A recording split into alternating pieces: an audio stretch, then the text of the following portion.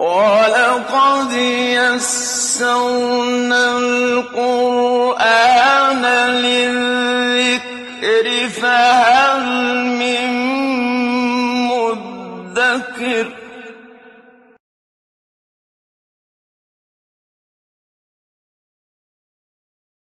اعوذ باللہ من الشیطان الرجیم بسم اللہ الرحمن الرحیم الذين استجابوا لله والرسول من بعد ما أصابهم القرح للذين أحسنوا منهم واتقوا أجر عظيم صدق الله العظيم رب اشرح لي صدري ويسر لي أمري واحلل عقدة من لساني يفقهوا قولي اللهم ألهمني رشدي وأعذني من شرور نفسي آمين يا رب العالمين۔ غزوہ احد کے حالات و واقعات اور ان پر تبصرہ بھی چل رہا ہے۔ فرمایا الذین استجابوا للہ والرسول من بعد ما اصابهم القرح، بے شک وہ لوگ کہ جنہوں نے اللہ اور رسول کا حکم مانا، اللہ اور رسول کی پکار پر لبیک کہی، من بعد ما اصابهم القرح، اس کے بعد کہ انہیں پہنچ چکے تھے بڑے زخم، مسلمان شکست خوردہ تھے، بے شمار زخمی تھے، لیکن اس کے باوجود اللہ کے رسول نے ایک مہم کے لیے آواز دی تو سب اکٹھے ہو گئے۔ للذین احسنوا منہم واتقوا اجر عظیم، ان میں سے جنہوں نے بھی حسن عمل کا مظاہرہ کیا ہے اور تقوی اور پرہیزگاری کی روش اختیار کی ہے، ان کے لیے اجر عظیم ہے، بہت بڑا ثواب ہے۔ الذین قال لهم الناس، یہ جو حکم مانا تھا اللہ اور رسول کا، ہوا یہ تھا کہ جب کفار کے لشکر واپس چلے گئے اور ان کی کمان جو ہے ابو سفیان کے ہاتھ میں تھی، جو ابھی ایمان نہیں لائے تھے، بعد میں مسلمان بھی ہو گئے تھے، تو حضور صلی اللہ علیہ وسلم کو یہ خیال آیا کہ ہو سکتا ہے کہ انہیں رستے میں یہ احساس ہو کہ ہم اپنا مشن نامکمل چھوڑ آئے ہیں اور اس سے آگے بڑھ کر بھی وہ بہت کچھ کر سکتے تھے، تو بجائے اس کے کہ وہ واپس پلٹیں، ہم خود آگے بڑھ کر اگر جارحیت کا معاملہ کریں اور ان کا پیچھا کریں تو یقیناً اس سے ایک نفسیاتی طور پر ایک بڑا اچھا اثر پڑے گا۔ چنانچہ مسلمان تو زخمی تھے، اور زخم بھی دو طرح کے ہیں، ایک یہ ہے کہ 70 صحابہ کی شہادت، اس کا صدمہ، اور پھر بے شمار زخمی ہیں، بہت شدید زخمی لوگ بھی تھے، لیکن اللہ کے رسول نے کہا کہ ہمیں دشمن کا تعاقب کرنا ہے، اور بعد میں یہ ثابت ہوا کہ ابو سفیان کے دل میں یہ بات آئی تھی کہ یہ تو بڑا اچھا موقع تھا اور ہم بالکل ان کا قصہ پاک کر سکتے تھے، تو ہمیں واپس چلنا چاہیے، لیکن اب اسے معلوم ہوا کہ حضور صلی اللہ علیہ وسلم اپنے ساتھیوں کے ساتھ ہمارے تعاقب میں آ رہے ہیں، تو پھر اس نے وہ خیال چھوڑ دیا اور پھر وہ مکے چلا گیا۔ اس کی طرف اشارہ ہے۔ حضور صلی اللہ علیہ وسلم مدینہ سے 8 میل دور حمراء الاسد کے مقام تک پہنچے، اور پھر جب معلوم ہوا، یقین ہو گیا کہ ابو سفیان کے لشکر جا چکے ہیں، پھر واپس تشریف لائے۔ الذین قال لهم الناس، بے شک وہ لوگ کہ جن سے لوگوں نے کہا، ان الناس قد جمعوا لکم، کہ لوگوں نے بہت جمعیت تمہارے خلاف اکٹھی کر لی ہے تمہارے مقابلے کے لیے، فخشوہم، تو ڈرو ان سے، مسلمانوں کو ڈرانے کی کوشش کی، فزادہم ایمانا، تو ان سے ان کے ایمان میں اور بھی اضافہ ہوا، وقالوا حسبنا اللہ ونعم الوکیل، اور انہوں نے کہا کہ کافی ہے اللہ ہمارے لیے اور کیا ہی خوب ہے وہ سازگار کارساز۔ فانقلبوا بنعمۃ من اللہ وفضل، تو وہ لوٹے یعنی وہ مسلمان اللہ کے فضل اور نعمتیں لے کر، لم یمسسہم سوء، خیر و عافیت سے مسلمان واپس آئے، انہیں کوئی مزید تکلیف اور غضب نہیں پہنچا، واتبعوا رضوان اللہ، اور انہوں نے اتباع کیا، پیروی کی اللہ کی رضا کی، اللہ کی مرضی کی، واللہ ذو فضل عظیم، اور اللہ بڑے فضل والا ہے۔ انما ذالکم الشیطان یخوف اولیاءہ، بے شک یہ شیطان ہے جو تمہیں ڈراتا ہے اپنے دوستوں سے۔ اے مسلمانوں، وہ کبھی افواہیں اس طرح کی آ جاتی تھی کہ بڑی جو ہے جمعیت اکٹھی ہو گئی ہے، لشکر آ رہے ہیں تیاری کے ساتھ تمہارے خلاف. یہ شیطان ہے جو تمہیں اپنے دوستوں سے ڈراتا ہے، اور جو بھی مسلمانوں کے علاوہ ہیں، سچے مسلمانوں کے علاوہ، وہ سب شیطان کے دوست ہیں، وہ مشرکین ہوں، وہ یہود ہوں، وہ منافقین ہوں، وہ نصارہ ہوں. فلا تخافوہم، تو ان سے تم خوف زدہ مت ہونا. وخافونی ان کنتم مؤمنین، ہاں مجھ سے ڈرو اگر تم واقعی ایمان رکھتے ہو. ولا يحزنك الذين يسارعون في الكفر، اور اے نبی آپ کو غم اور پریشانی میں نہ ڈالیں وہ لوگ کہ جو کفر کے رستے میں کفر کی خاطر خوب بھاگ دوڑ کرتے ہیں. انہم لن یضروا اللہ شیئا، بے شک وہ کچھ بھی نہیں بگاڑ سکتے اللہ کا. یرید اللہ الا یجعل لهم حظا فی الآخرہ، اللہ چاہتا ہے کہ نہ رکھے ان کے لیے کوئی بھی حصہ آخرت میں. دنیا میں وہ اپنے آپ کو ثابت کر کے جائیں کہ وہ کسی خیر کے مستحق نہیں ہیں، اور آخرت میں سخت ترین عذاب جو ہے وہ ان کو دیا جائے.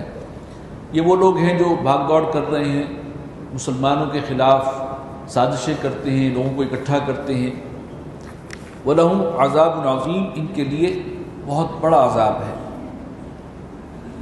ان الذین اشتروا الکفر بالایمان، بے شک وہ لوگ جنہوں نے کفر خرید لیا ایمان کے بدلے میں. لن یضروا اللہ شیئا، وہ اللہ کا کچھ بھی بگاڑ نہیں سکیں گے. وَلَهُمْ عَذَابٌ عَلِيمٌ، ان کے لیے ہے دردناک عذاب. وَلَا يَحْسَبَنَّ الَّذِينَ كَفَرُوا أَنَّمَا نُمْلِي لَهُمْ خَيْرٌ لِأَنفُسِهِمْ، ہرگز گمان نہ کریں یہ کافر لوگ کہ ہم جو ان کو ڈھیل دے رہے ہیں تو ان کے حق میں یہ کوئی خیر ہے، کوئی بہتری ہے. اب جو موقع ملا قریش کو، انہیں محسوس ہوا کہ دیکھو ہمیں فتح ہو گئی، یا یہود نے سمجھا کہ ہماری سازشیں جو ہیں کچھ کامیاب ہو گئی ہیں، تو یہ جو ہم ڈھیل دیتے ہیں اس کو یہ نہ سمجھیں کہ ان کی کامیابیاں ہیں اور اس میں ان کے لیے کوئی خیر ہے. انما نملی لہم لیزدادوا اثما، ہم تو انہیں ڈھیل دیتے ہیں اس لیے کہ وہ گناہ میں اور آگے بڑھتے چلے جائیں. وَلَهُمْ عَذَابٌ مُهِينٌ، اور ان کے لیے ہے ذلت آمیز عذاب. مَا كَانَ اللَّهُ لِيَذَرَ الْمُؤْمِنِينَ عَلَى مَا أَنْتُمْ عَلَيْهِ، اللہ کی یہ سنت نہیں ہے کہ وہ چھوڑ دے مسلمانوں کو اس حالت پر جس پر کہ تم ہو. یعنی گڈمڈ ہیں.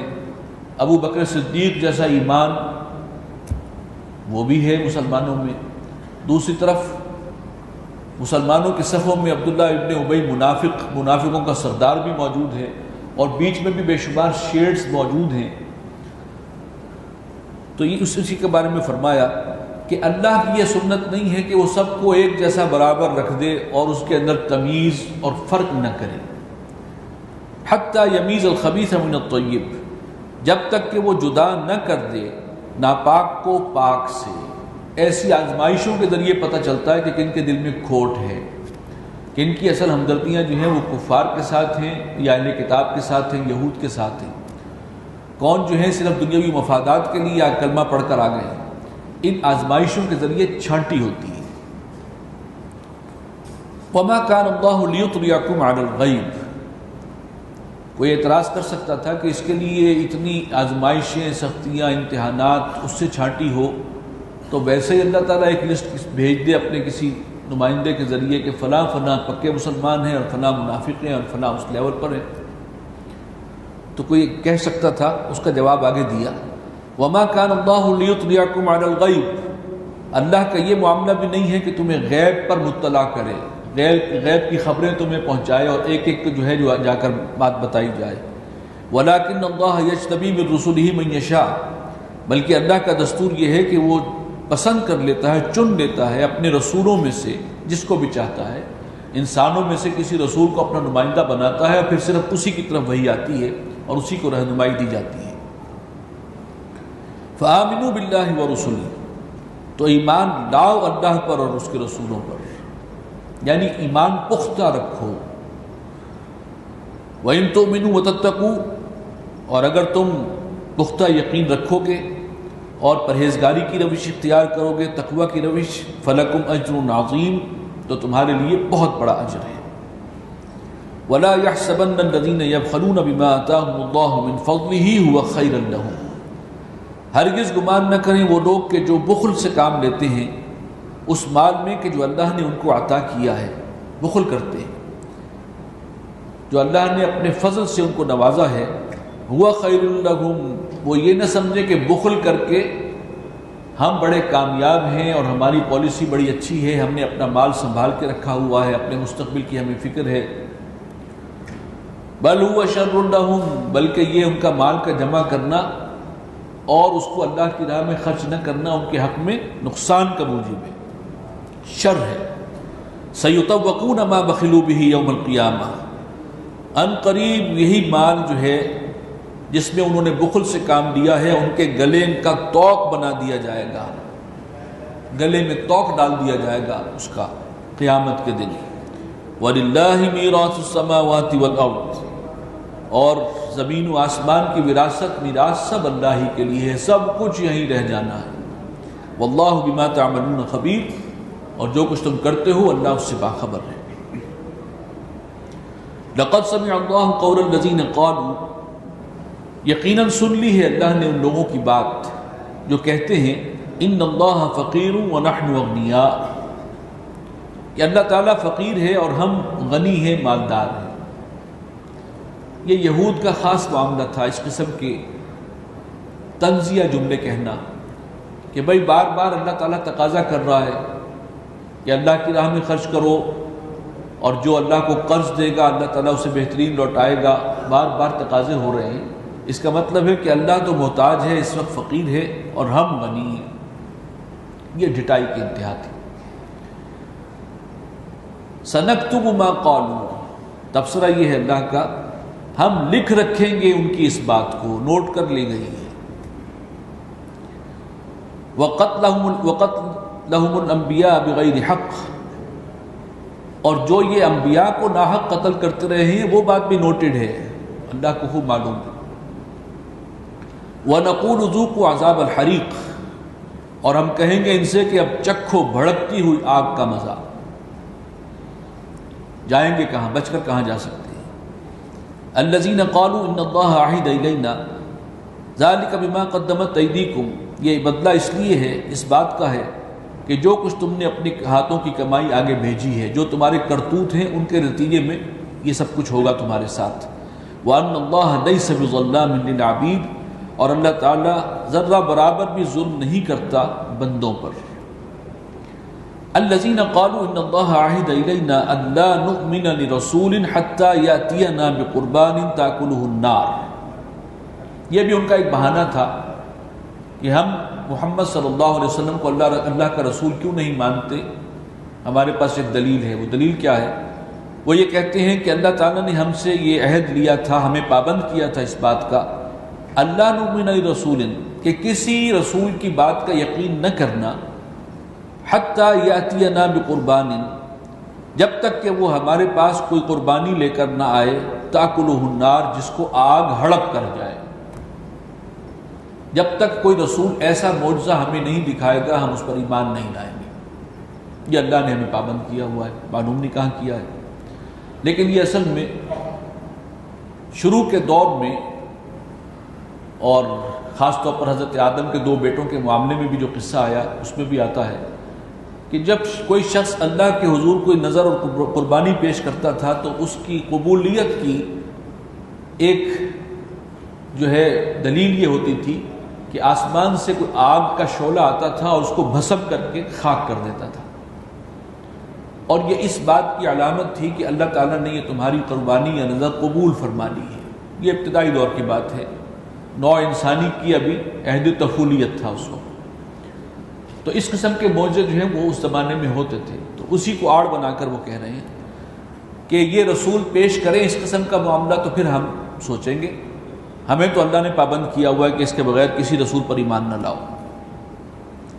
قُلْ قَدْ جَاءَكُمْ رُسُلٌ مِّن قَبْلِي بِالْبَيِّنَاتِ وَبِالَّذِي قُلْتُمْ، جواب ہے ترکی بترکی، اے نبی ان سے کہہ دیجئے کہ کتنے ہی رسول تمہارے پاس آئے ہیں مجھ سے پہلے، بالبینات، بڑے معجزات کے ساتھ، واضح تعلیمات کے ساتھ، وَبِالَّذِي قُلْتُمْ، اور یہ نشانی جس کا تم نے ابھی مطالبہ کیا ہے وہ بھی وہ لے کر آئے۔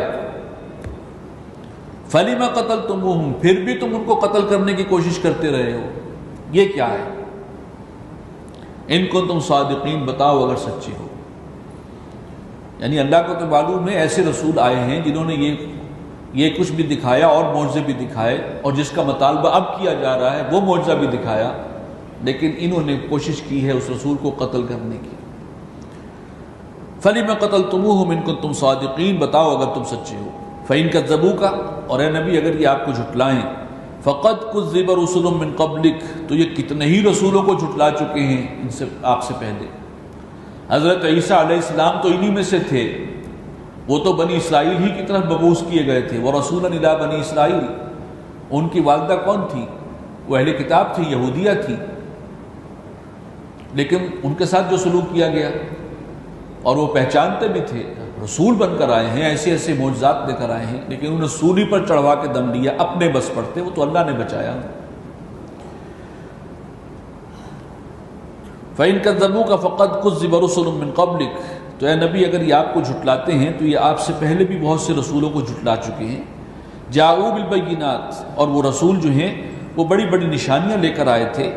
والزبر والکتاب المنیر، اور صحیفے تھے ان کے پاس اور روشن کتاب تھی۔ کل نفس ذائقۃ الموت، دیکھو ہر کسی کو موت کا مزہ چکھنا ہے۔ وَإِنَّمَا تُوَفَّوْنَ أُجُورَكُمْ يَوْمَ الْقِيَامَةِ، اور تمہیں پورا پورا بدلہ مل جائے گا قیامت کے دن تمہارے اعمال کا۔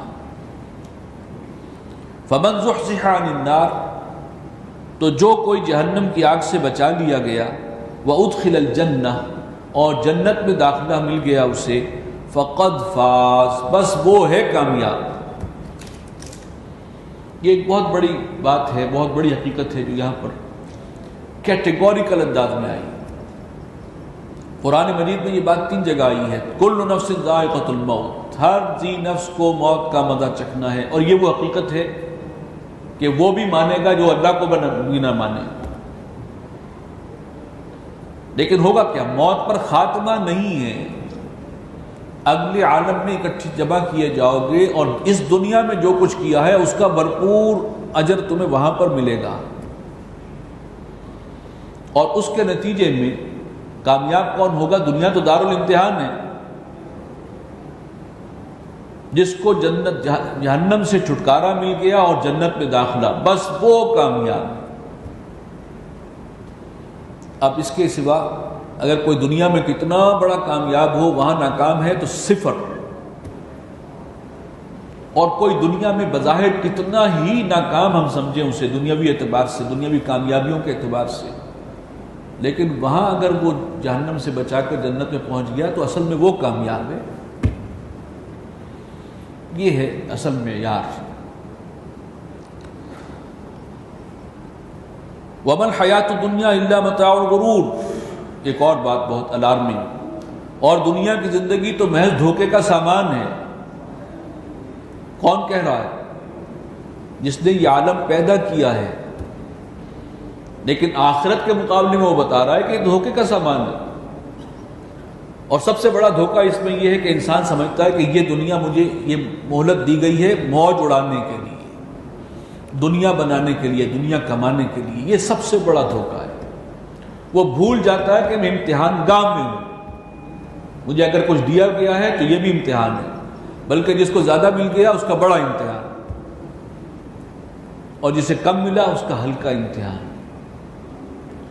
حقیقت کھل جائے تو پوری ویلیو سٹرکچر ہی بدل جاتا ہے۔ تو دنیا تو دھوکے کا سامان ہے۔ اللہ خود فرما رہے ہیں لَتُبْلَوُنَّ فِي أَمْوَالِكُمْ وَأَنفُسِكُمْ، اب وہ بات آگے آ گئی، یقیناً تمہاری آزمائش کی جائے گی تمہارے مالوں میں بھی اور جانوں میں بھی۔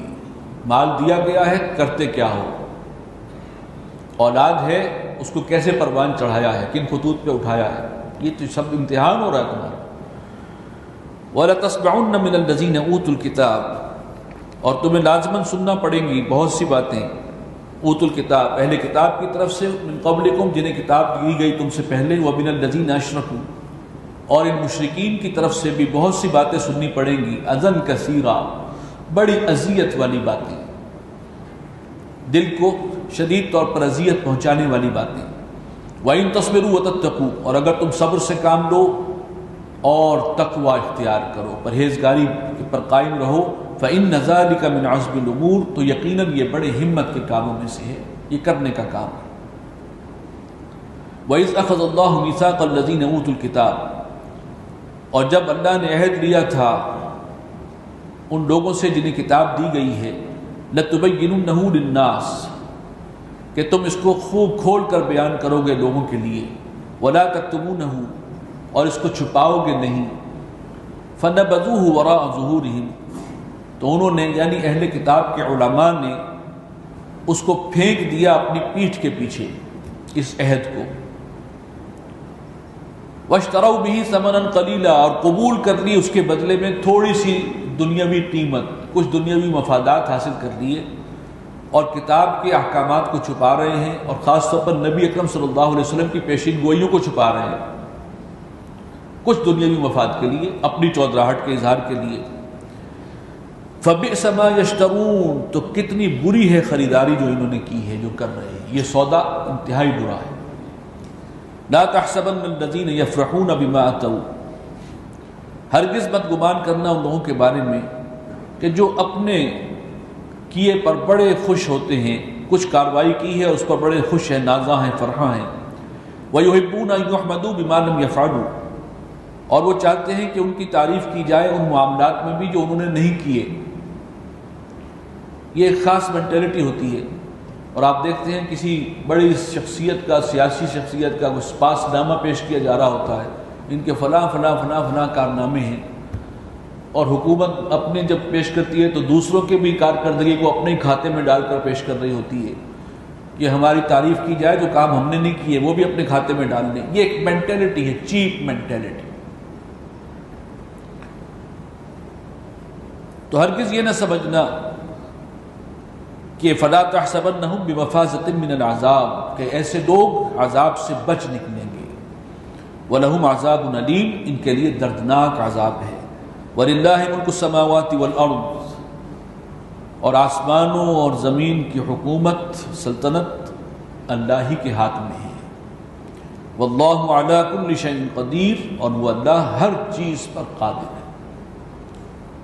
إِنَّ فِي خَلْقِ السَّمَاوَاتِ وَالْأَرْضِ، سورہ بقرہ کا بھی آخری رکوع جو ہے وہ بہت اہم تھا، بہت عظیم آیات، اور اس میں دعائیں بھی تھیں۔ یہ سورہ آل عمران کا بھی اب آخری رکوع شروع ہو رہا ہے، اور یہ بھی قرآن مجید کا ایک بہت ہی عظمتوں والا مقام ہے۔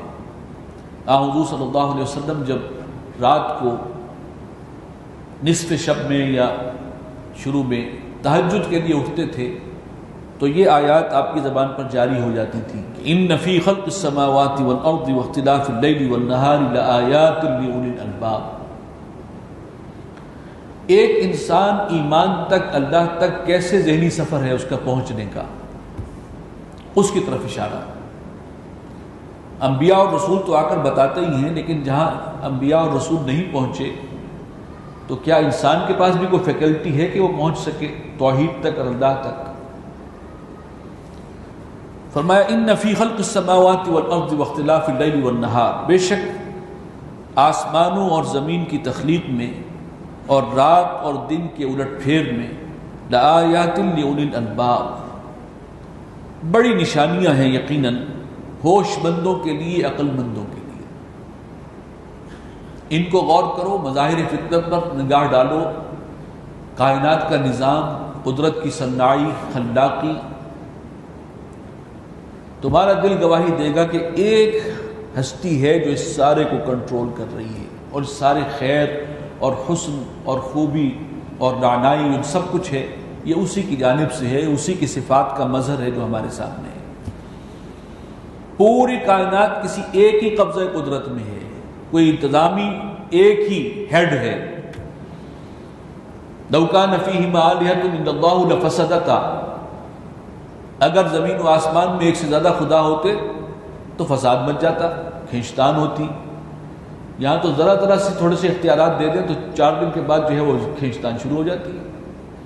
تو اقتدار اور کھینچتان یہ تو لازمی ہے، اور یہ پوری کائنات ایک وحدت، یہ اصل میں سب سے بڑی حقیقت ہے توحید، اور یہ کہ یہ جو خوبیاں ہیں جس کی یہ تخلیق ہے تو اس کی خوبیاں کیا ہوں گی؟ وہ ہر خوبی کا مالک، ہر عیب سے اور نقص سے مبرہ۔ یہ اور چونکہ انسان کو عہد اگست میں اپنے رب کی پہچان کروا دی گئی ہے، اس کی فطرت جو ہے وہ رب کو جانتی پہچانتی ہے، لیکن دنیا میں جب ہم بھیجے جاتے ہیں تو ہمیں غیب کے پردوں میں رکھا جاتا ہے۔ پھر ہم آنکھیں کھول کر جب دیکھتے ہیں، کھول آنکھ، زمین دیکھ، فلک دیکھ، فضا دیکھ، مشرق سے نکلتے ہوئے سورج کو ذرا دیکھ، جو اقبال نے کہا، اس پروسیس میں انسان کا دل گواہی دیتا ہے کہ وہ ایک رب ہے، ایک مالک ہے، اور وہ تمام خوبیوں کا مالک ہے، تمام شکر، تمام تعریفیں اس کے لیے ہیں۔ یہ ہے پروسیس۔ انسان میچیورٹی کی ایج کو پہنچتا ہے تو پھر یہ ذہنی سفر اس کا شروع ہوتا ہے۔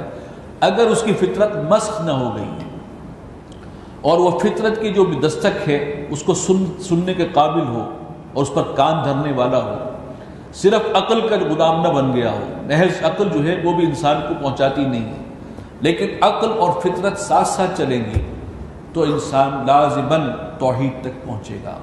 اور پھر اس کے کیا جذبات ہوتے ہیں جب وہ اللہ کو پہچان دیتے ہیں؟ الذین یذکرون اللہ قیاما وقعودا وعلی جنوبہم، تو پھر وہ ذکر کرتے ہیں اللہ کا کھڑے ہوئے بھی، بیٹھے ہوئے بھی، اور کروٹ کے بل لیٹے ہوئے۔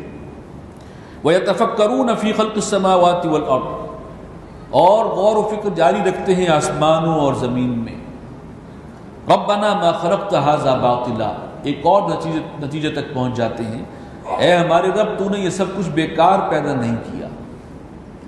جتنا انسان کا علم آگے بڑھ رہا ہے اتنا ہی یہ بات واضح ہو رہی ہے کہ یہاں ایک تنکا بھی بے معنی نہیں ہے، ہر شے با مقصد۔ سبحانک، تو اس سے پاک ہے کہ تو کوئی چیز عبث پیدا کرے، باطل پیدا کرے۔ ما خلقت ھذا باطلا، تو نے جو کچھ پیدا کیا یہ بیکار، باطل، بے مقصد ہرگز نہیں ہو سکتا۔ تو جب ہر شے کا مقصد ہے تو پھر انسان کی زندگی کا مقصد کیا ہے؟ یہاں تو اندھیر نگری ہے، چوپٹ راج ہے، جس کے ہاتھ میں لاٹھی اس کی بھینس، اور آج تہذیب جو ہے اپنے عروج کے اوپر ہے، لیکن قانون تو یہی چل رہا ہے، جس کی لاٹھی اس کی بھینس۔ جنگل کا قانون ہے آج پوری دنیا میں، اور جو ظلم کے پہاڑ توڑے جا رہے ہیں، جن کے پاس قوت کے جو ہیں وہ پاور بیسس ان کے پاس ہیں، اس کا جو ہے حشر کا کیسے اس کا استعمال ہو رہا ہے۔ تو یہ کیا ہے؟ اندھیر نگری چوپٹ نہیں، کوئی وہ دن آئے گا کہ ہر شخص کو حساب دینا ہوگا، ظالموں کی گردن پکڑی جائے گی۔ جو اللہ کے وفادار رہے اور اصولوں پر قائم رہے، ضمیر کی آواز پر چلتے رہے، جھوٹ سے انہوں نے اپنے آپ کو بچایا، بددیانتی سے بچایا، خیانت سے بچایا، یہ سارے جنہوں نے اخلاقی قدروں کا خیال رکھا ہے انہیں کو بھرپور اجر ملنا چاہیے، ورنہ تو پھر یہ کائنات بے مقصد ہو گئی، یہ دنیا بے مقصد ہے۔ یہ عقلی سفر ہے۔ سبحانک فقنا عذاب النار، تو اس سے پاک ہے کہ کوئی شے بے مقصد پیدا کرے، لہٰذا ہمیں بچا لے آگ کے عذاب سے۔ جو مجرم ہیں ان کے لیے سخت ترین عذاب ہوگا، اور پروردگار ہمیں ان سے بچا لے۔ ربنا انک من تدخل النار فقد اخزیتہ، اے ہمارے رب تو نے جس کو تو نے داخل کر دیا نار میں، آگ میں، اسے تو نے رسوا کر دیا۔ وما للظالمین من انصار، اور ظالموں کا کوئی مددگار نہ ہوگا۔ ربنا اننا سمعنا منادیا ینادی للایمان، اے ہمارے رب ہم نے سنا ایک پکارنے والے کو کہ جو پکار رہا تھا، منادی کر رہا تھا ایمان کے لیے، لوگوں کو بلا رہا تھا کہ آؤ اللہ پر ایمان لاؤ۔ ان آمنوا بربکم، کہ لے آؤ ایمان اپنے رب پر۔ فآمنا، بس ہم ایمان لے آئے۔ یہ عقلی سفر جو پہلے طے کر چکا ہے، جب اس کے سامنے رسول کی اور نبی کی دعوت آتی ہے تو اسے پھر کوئی وقت نہیں لگتا، وہ فوراً آگے بڑھ کر قبول کرتا ہے۔ اس کی کیفیت وہی ہوتی ہے کہ دیکھنا تقریر کی لذت کہ جو اس نے کہا، میں نے یہ جانا کہ یہ گویا یہی میرے دل میں تھا۔ حضرت ابوبکر صدیق رضی اللہ تعالیٰ عنہ ایک لمحہ نہیں لگا انہیں، جیسے ہی اللہ کے رسول صلی اللہ علیہ وسلم نے ایمان کی دعوت پیش کی، اسی لمحے انہوں نے ایمان قبول کیا، اور گواہی خود دے رہے ہیں محمد رسول اللہ صلی اللہ علیہ وسلم۔ کہ ہر شخص کو کچھ نہ کچھ وقت لگا سوائے ابو بکر کے۔ یہ ہے جو یہ تمام خرد کی گتھیاں سلجھا چکا میں وہاں سے گزر چکے تھے اور یہاں پہنچے ہیں تو فوراً آگے بڑھ کر ایمان قبول کر رہے ہیں۔ ربنا فاغفر لنا ذنوبنا، اے ہمارے رب بس ہمارے گناہوں کو بخش دے، وکفر عنا سیئاتنا، اور ہماری برائیوں کو ہم سے دور فرما دے، وتوفنا مع الابرار، اور ہمیں موت دیجیو نیکوکار لوگوں کے ساتھ۔ ربنا وآتنا ما وعدتنا علی رسلک، اور اے ہمارے پروردگار ہمیں وہ سب کچھ عطا فرما جس کا تو نے ہم سے وعدہ کیا ہے اپنے رسولوں کے ذریعے سے، ولا تخزنا یوم القیامہ، قیامت کے دن ہمیں رسوائی سے بچا لینا، اس دن رسوا نہ کرنا، انک لا تخلف المیعاد، یقیناً تو وعدے کے خلاف نہیں کرتا۔ فاستجاب لهم ربهم، تو قبول کر لی ان کے رب نے ان کی دعا، انی لا اضیع عمل عامل منکم، اس لیے کہ میں ضائع نہیں کرتا کسی بھی محنت کرنے والے کی محنت کو،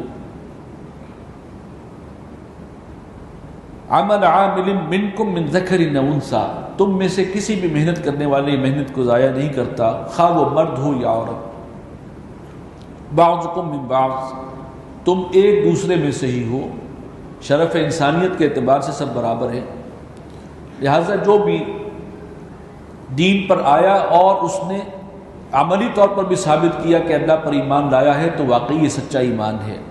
چنانچہ اس کی آگے تفصیل آ رہی ہے، فالذین ہاجروا واخرجوا من دیارہم، تو وہ لوگ جنہوں نے ہجرت کی ہے اور جو نکالے گئے ہیں اپنے گھروں سے، کس وجہ سے؟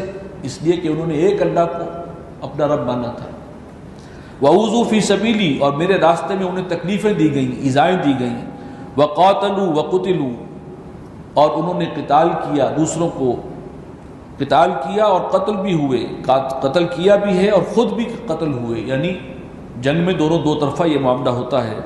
لَأُكَفِّرَنَّ عَنْهُمْ سَيِّئَاتِهِمْ، لازماً میں ایسے لوگوں کو سے ان کی برائیوں کو دور کروں گا، وَلَأُدْخِلَنَّهُمْ جَنَّاتٍ تَجْرِي مِن تَحْتِهَا الْأَنْهَارُ، اور لازماً انہیں داخل کروں گا ان باغات میں جن کے دامن میں چشمے رواں ہوں گے، ثوابا من عند اللہ، یہ بدلہ ہے اللہ کے ہاں، واللہ عندہ حسن الثواب، اور اللہ ہی کے پاس ہے بہترین بدلہ اور بہترین اجر۔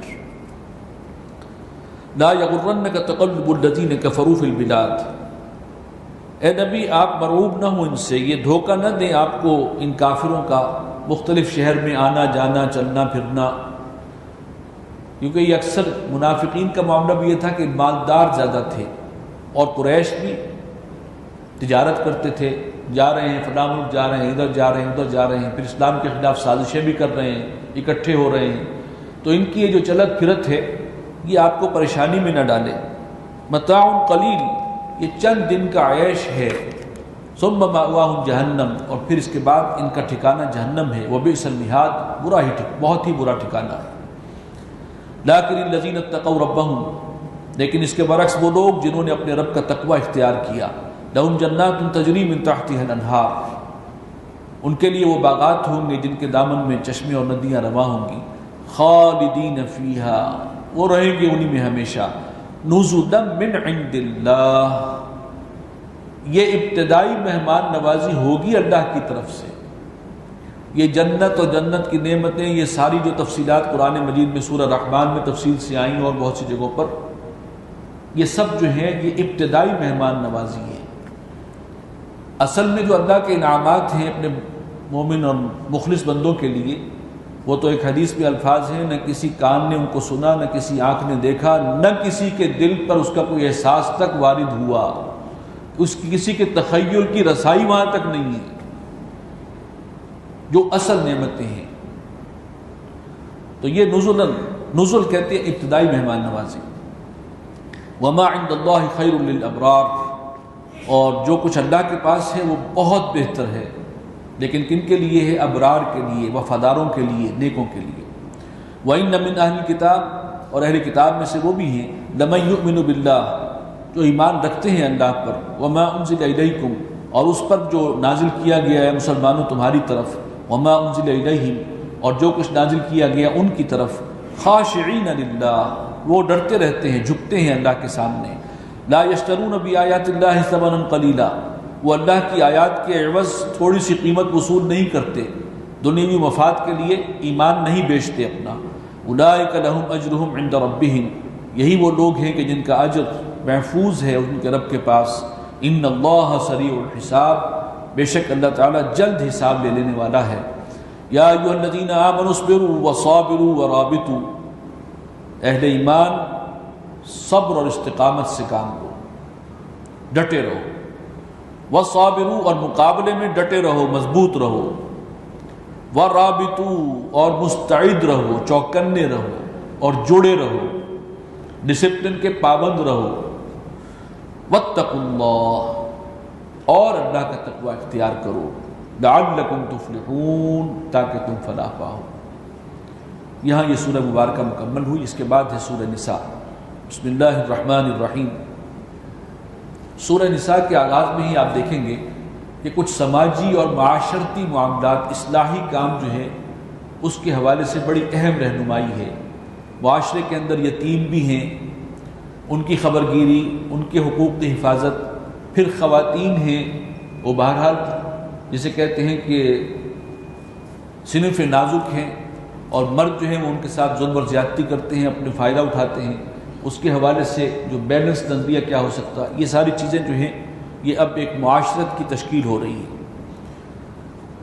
یا ایھا الناس اتقوا ربکم الذی خلقکم من نفس واحدہ، اے لوگو اپنے اس رب کا تقوی اختیار کرو جس نے تم سب کو ایک جان سے پیدا کیا.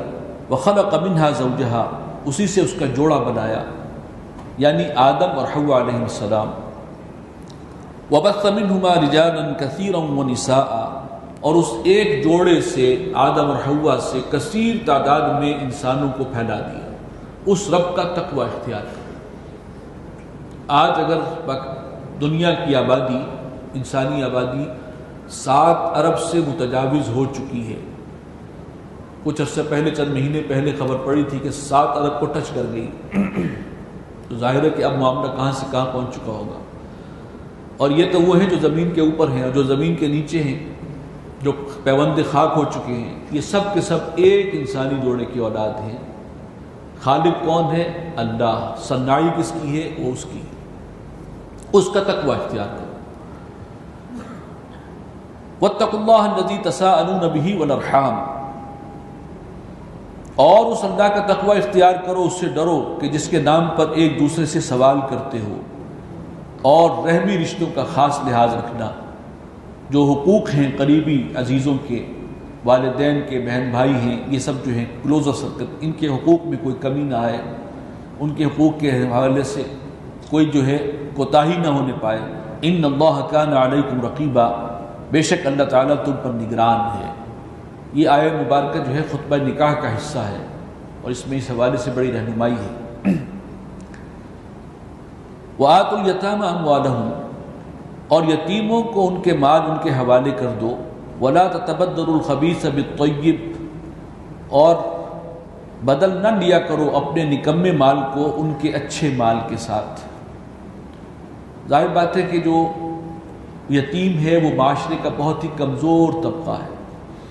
اس کا سرپرست جو ہے اگر وہ بدنیت ہو جائے گا تو وہ پورے فائدے اٹھائے گا اور ظلم زیادتی بھی کرے گا، اس کا مال بھی ہڑپ کرے گا. لہذا اصول دے دیے گئے کہ یتیموں کا جو ان کا مال ہے وہ انہی کے حوالے کرو بالآخر. اور اگر ان کے بھی کچھ والدین نے کچھ چھوڑا ہوا ہے ترکہ اور وہ تمہارے پاس امانت ہے، تو یہ نہ کرو کہ اپنے نکمے مال کو بدل لو ان کے اچھے مال سے. ولا تاکلوا اموالہم الی اموالکم، اور نہ ہڑپ کرو ان کا مال اپنے مال کے ساتھ گڑبڑ کر کے. انہ کان حوبا کبیرا، یقیناً یہ بہت بڑا گناہ ہے. وَإِنْ خِفْتُمْ أَلَّا تُقْسِطُوا فِي الْيَتَامَى، اور اگر تمہیں اندیشہ ہو کہ تم انصاف نہیں کر سکو گے یتیم لڑکیوں کے حق میں، فَانْكِحُوا مَا طَابَ لَكُم مِّنَ النِّسَاءِ، تو پھر نکاح کرو ان عورتوں میں سے جو تمہیں پسند ہوں. مثنى وثلاث ورباع، 2 3 اور 4. فَإِنْ خِفْتُمْ أَلَّا تَعْدِلُوا، اور پھر اگر تمہیں اندیشہ ہو کہ تم عدل سے کام نہیں لے سکو گے، فواحدۃ او ما ملکت ایمانکم، تو بس پھر ایک ہی نکاح پر اتفاق کرو یا پھر وہ لونڈی جو تمہاری ملک یمین ہے۔ ذالک ادنیٰ الا تعولوا، یہی چیز قریب تر ہے اس کے کہ تم جھک نہ جاؤ۔ اب یہاں تعدد ازدواج کا مسئلہ بھی آ گیا، اور اس آیت کے حوالے سے جو آج کل کے جدید مفسرین ہیں وہ کچھ نئی انداز سے اس کی تعبیر کرتے ہیں، لیکن جو سلف سے چلی آ رہی ہے اور جس کے پیچھے احادیث مبارکہ بھی ہیں اس کے سپورٹ میں، کہ اس سے مراد یہ تھی کہ پہلے لوگ جو ہیں، ایک تو اصولی بات سمجھ لیجئے کہ عربوں کے ہاں تعدد ازدواج جو ہے اس کی کوئی لمٹ ہی نہیں تھی، یہ تو اسلام نے اس کو جو ہے وہ لمٹ کیا ہے۔ دوسرے یہ ہے کہ جس کی سرپرستی میں کچھ جو شخص سرپرست بن جاتا تھا اور یتیم بچے ہیں اس کی اور لڑکیاں بھی ہیں، تو وہ اکثر ان یتیم لڑکیوں سے خود ہی شادی کر لیتا تھا۔ تو یہ چیز جو ہے یہ بعض اعتبارات سے کبھی صحیح بھی سمجھی جاتی تھی کہ بھئی چلو اب شادی کر کے شاید ان کے حقوق کا کچھ خیال رکھے گا، لیکن ظاہر بات ہے کہ چونکہ وہ یتیم ہے، اس کے والدین سر پر نہیں ہیں، کوئی پوچھنے والا نہیں ہے، تو وہ حقوق تو ادا ہوتے نہیں تھے اور ان کے جو ہے حقوق تلف ہو رہے ہیں۔ اس صورتحال میں جو اصلاح تجویز کی گئی وہ کیا ہے کہ وَإِنْ خِفْتُمْ أَلَّا تُقْسِطُوا فِي الْيَتَامَىٰ، اگر تمہیں اندیشہ ہے کہ تم یتیم لڑکیوں کے ساتھ انصاف نہیں کر سکو گے تو بجائے اس کے کہ ان سے شادی کرو، فَانْكِحُوا مَا طَابَ لَكُم مِّنَ النِّسَاءِ، دوسری عورتوں میں سے جو تمہیں پسند ہوں، دو دو مثنی و ثلاث و رباع، دو دو تین تین یا چار چار، یعنی چار کی حد تک نکاح کر سکتے، لیکن یتیم بچیوں کا جو ہے ان کے حقوق کی نگہداشت تمہاری ذمہ داری ہے۔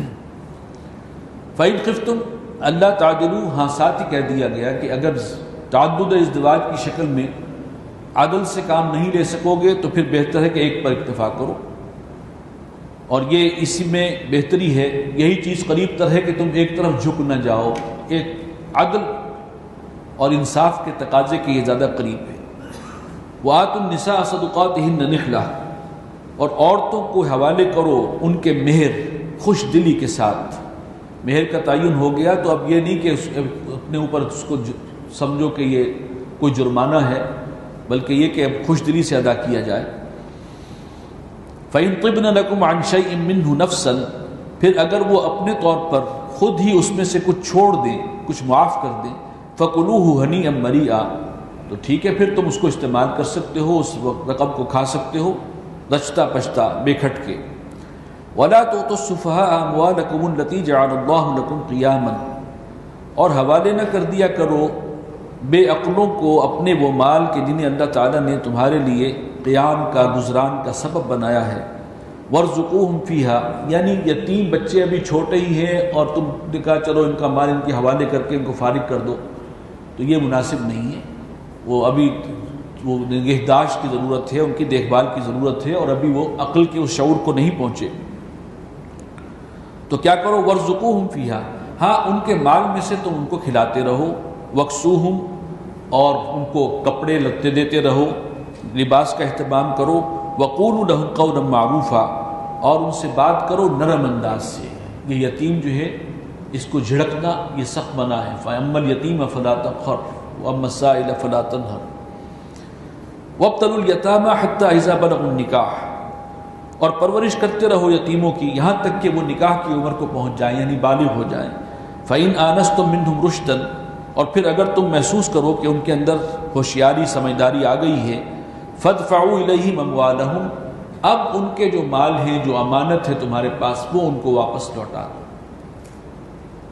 دیکھیے کتنی تفصیل سے یتیموں کے نگہداشت کے حوالے سے یہاں پر ہدایات آ رہی ہیں۔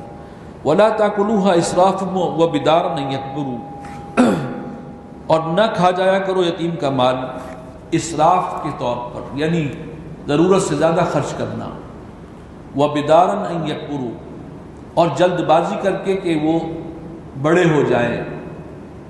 یہ آگے بات آئے گی کہ اگر کوئی شخص خود غریب ہے، محتاج ہے، اور اس کے زیر کفالت جو ہے کچھ یتیم بچے ہیں، تو یتیموں کے پاس جو ان کے والدین کی دولت تھوڑی بہت ہے، جو بھی ہے ان کی وراثت میں یتیموں کا حق، اس میں سے وہ خود بھی کھا سکتا ہے، ان کو تو کھلا ہی رہا ہے ان کا مال، لیکن اس میں سے وہ خود بھی استعمال کر سکتا ہے جب وہ خود ضرورت مند ہے اور وہ کفالت کر رہا ہے۔ تو لہذا فرمایا کہ ایسا نہ ہو کہ وَلَا تَأْكُلُوهَا إِسْرَافًا وَبِدَارًا أَن يَكْبُرُوا، مال ان کا ہڑپ نہ کر جاؤ اسراف کے طور پر، زیادہ سے زیادہ خرچ کر رہے ہو، یتیم کا مال ہے چلو خوب کھاؤ اڑاؤ، وَبِدَارًا أَن يَكْبُرُوا، اور جلد بازی کر کے کہ بڑے ہو جائیں گے تو مال واپس کرنا پڑے گا، اس سے پہلے ہی سمیٹ لو۔ تو یہ نیت تو اللہ جانتا ہے، لیکن توجہ دلا دی ہے کہ اس پر پکڑ ہوگی اگر ایسا معاملہ ہے، یہ یتیم کے ساتھ ناانصافی ہے۔ وَمَنْ كَانَ غَنِيًّا فَلْيَسْتَعْفِفْ، جو کوئی خود غنی ہو، جو کفیل ہے، کفالت کر رہا ہے، فَلْيَسْتَعْفِفْ، وہ یتیم کے مال سے بچتا رہے، اس میں سے خود کچھ نہ کھائے۔ وَمَنْ كَانَ فَقِيرًا فَلْيَأْكُلْ بِالْمَعْرُوفِ، اور جو خود محتاج ہے تو پھر وہ معروف طریقے پر، بھلے طریقے پر یتیم کے مال میں سے خود بھی کھا سکتا ہے۔ فَإِذَا دَفَعْتُمْ إِلَيْهِمْ أَمْوَالَهُمْ، اور پھر جب تم ان کے مال ان کے حوالے کرو، وہ جوان ہو گئے ہیں، اب ان کی امانت دینے کا وقت آ گیا، فَأَشْهِدُوا عَلَيْهِمْ، تو اس پر گواہ ٹھہرا لیا کرو، یعنی اس وقت بھی گواہ ہونے چاہیے ان کی موجودگی میں، یہ مال تھا، یہ ایسے ہے اور اس وقت اتنا ہے اور یہ ہم کو حوالے کیا جا رہا ہے۔ وَكَفَى بِاللَّهِ حَسِيبًا، اور باقی حساب لینے کے لیے اللہ ہی کافی ہے۔ لِلرِّجَالِ نَصِيبٌ مِّمَّا تَرَكَ الْوَالِدَانِ وَالْأَقْرَبُونَ، مردوں کا بھی حصہ ہے اس میں سے کہ جو چھوڑ مریں ان کے والدین اور رشتہ دار۔ وَلِلنِّسَاءِ نَصِيبٌ مِّمَّا تَرَكَ الْوَالِدَانِ وَالْأَقْرَبُونَ، اور عورتوں کے لیے بھی حصہ ہے اس میں سے کہ جو چھوڑ کر مریں ان کے والدین اور رشتہ دار۔ مما قل منہ او کثر، اور وہ جو وراثت چھوڑ کر گئے ہیں وہ چاہے کم ہو یا زیادہ ہو، وہ تقسیم ہوگی ان کے حصوں کے مطابق، سب کو حصہ دیا جائے گا۔ عورتوں کا خاص طور پر اہتمام سے تذکرہ ہے، یہ نہ ہو کہ مرد جو ہے وہ سب پر قابض ہو جائے، عورتوں کا بھی اس میں مستقل حصہ ہے۔ اگلے رکوع میں پورے وراثت کا جو بھی ایک فارمولہ ہے وہ دے دیا گیا کہ تقسیم وراثت کیسی ہوگی۔ نصیبا مفروضا، یہ جو حصے ہیں یہ اللہ کی طرف سے مقرر کردہ ہیں، معین کردہ ہیں، یہ فرض ہے۔ وَإِذَا حَضَرَ الْقِسْمَةَ أُولُو الْقُرْبَى وَالْيَتَامَى وَالْمَسَاكِينَ، اور جب وراثت کی تقسیم کے وقت رشتہ دار حاضر ہو جائیں، موجود ہوں، اور کچھ یتیم بھی آ جائیں اور مسکین بھی آ جائیں، یہ وراثت تقسیم ہونے لگی ہے، کچھ ہمیں بھی مل جائے، فَارْزُقُوهُم مِّنْ، تو ان محتاجوں کو بھی اس میں کچھ نہ کچھ دے دیا کرو۔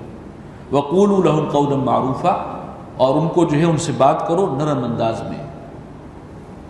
وَلْيَخْشَ الَّذِينَ لَوْ تَرَكُوا مِنْ خَلْفِهِمْ ذُرِّيَّةً ضِعَافًا خَافُوا عَلَيْهِمْ، اور ڈرنا چاہیے ان لوگوں کو کہ اگر وہ اپنے پیچھے ناتواں اولاد کو چھوڑ کر جاتے تو پھر کیسا کچھ اندیشہ رکھتے ان کے بارے میں۔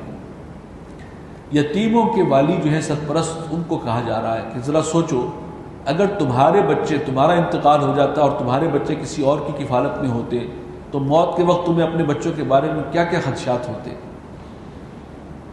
تو اب یہ بھی تو انسانوں کے بچے ہیں، اب تمہاری کفالت میں ہیں، گویا ان کو اپنا بچہ سمجھ کر جو ہے اس انداز سے ان کی پرورش کی جانی چاہیے۔ فَلْيَتَّقُوا اللَّهَ، تو چاہیے کہ وہ ڈریں اللہ سے، وَلْيَقُولُوا قَوْلًا سَدِيدًا، اور چاہیے کہ وہ بات کریں بالکل سیدھی اور درست۔ إِنَّ الَّذِينَ يَأْكُلُونَ أَمْوَالَ الْيَتَامَى ظُلْمًا، بے شک وہ لوگ کہ جو یتیموں کا مال ناحق ہڑپ کر جاتے ہیں، انما یاکلون فی بطونہم نارا، یقیناً یہ لوگ اپنے پیٹوں میں آگ بھر رہے ہیں۔ یہ یتیم کا مال شیر مادر سمجھ کے کھا گئے، ہضم کر گئے، لیکن کیا ہے یہ آگ ہے۔ وَسَيَصْلَوْنَ سَعِيرًا، اور اس آگ میں عنقریب داخل بھی ہو جائیں گے۔ بارک اللہ لی ولکم فی القرآن العظیم ونفعنی وإیاکم بالآیات